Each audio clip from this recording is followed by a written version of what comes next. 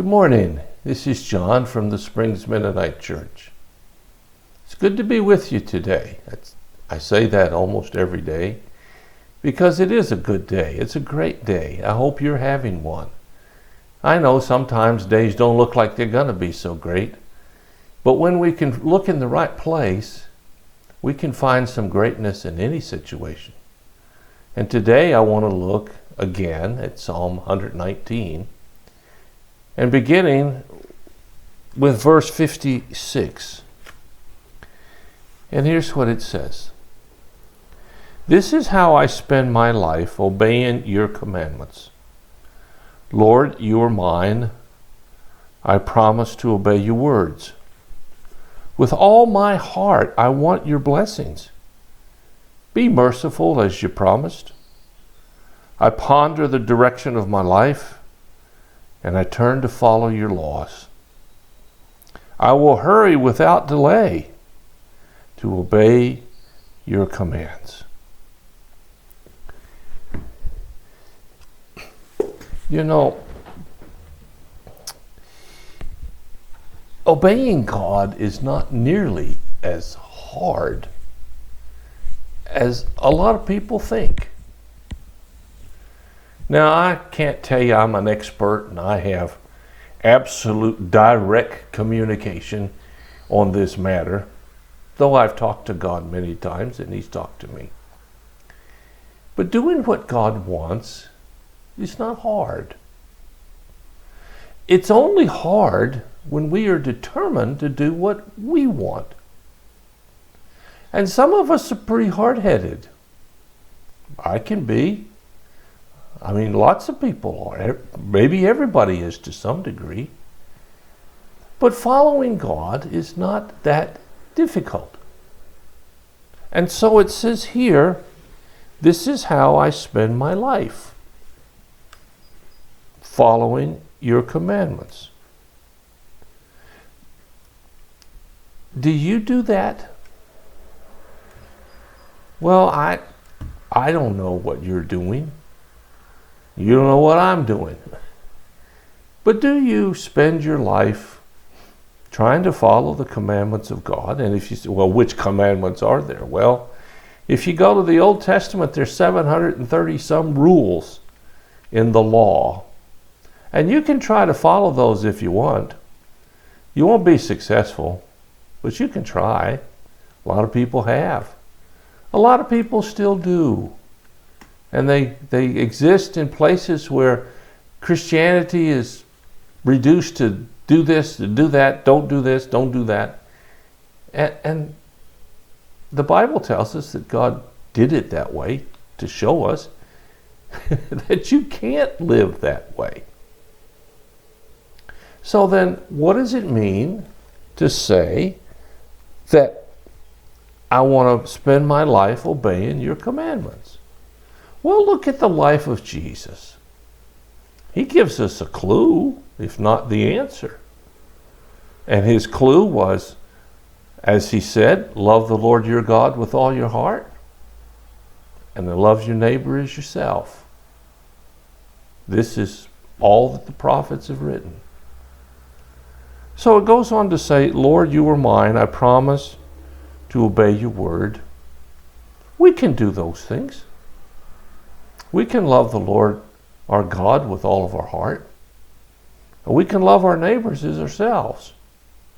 It's not that we can't do it. If it doesn't happen, it's probably because we don't want to do it. And I know here in the United States and in our culture, we believe we can do anything. We're free. Well, we are. But he goes on to say here, with all my heart, I want your blessings. Be merciful as you promised. You know, what do you really want in life? Now, some people want a lot of money. Some people want power. Some people want the prestige of being a such and such or so and so. But the truth of the matter is, the only thing that really counts is God's blessings. As you have probably heard it said, we come into this world with nothing, and we go out of this world with nothing. There's nothing you can gain between coming in and going out that's going to last. It just isn't going to happen. But the one thing that will happen is living with the blessings of God. It says here, with all my heart, I want your blessings. God promised us a life that we can't imagine. In fact, if you go back to the Garden of Eden, you get a little glimmer of it, where God and man walked hand in hand and talked during the day, and all the needs were provided, and there's no indication there was any worry or concern. That it was just this wonderful relationship between God and man. And then that got messed up. And you and I have lived in a world where it was messed up many, many, many times. I keep hearing of horrible situations. You think about what's happened down in Florida. This one report of this woman who was talking on the phone to her husband, and then all of a sudden the phone went dead. I can't imagine that. It's got to be awful. Surely there's more to life than phones and conversations, and surely God has a better plan than the ones we've worked out. So it goes on to say, I pondered the direction of my life. Have you ever pondered anything? I like that word. It's one of my favorite words. And of course it means to think about and to really, really think about. You ever pondered the direction of your life? So many of us just go through life with whatever happens. I used to tell my students when I was teaching, if you're 18 to 20 years old and you don't know what to do with the rest of your life, that's okay. I'm a lot older than you are, and I still don't know what I want to do with the rest of my life. And I can say as I'm sharing this devotional, I don't know what I want to do with the rest of my life. But I do know the one who does know. And I'm gonna choose his path because I want his blessings. I want him to lead and guide me. It says here, and so I turned to follow your law. I will hurry without delay to obey your commandments. That's good advice, folks. Wherever you are in life, and I know some people right now that are not in a good place, and the plan that they have is only taking them into a worse place. And I keep praying, God, somehow show them a better way. And I know there's a better way, but they don't. And maybe you don't either.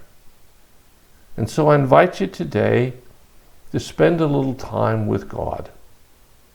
Maybe it's just a, please help me, God, kind of a prayer. Maybe it's just to quiet your heart and listen. Maybe it's to open your eyes and look around and see. Lots of ways to experience the presence of God. And I hope today you find one of these. I hope wherever you are in life, God will bless you in an abundant way. Well, thanks for listening. I hope you have a great day. If you have a prayer concern or a need, let us know. We'll do everything we can to help meet your need. Until next time, I wish you God's very, very best. Take care. I'll talk to you again.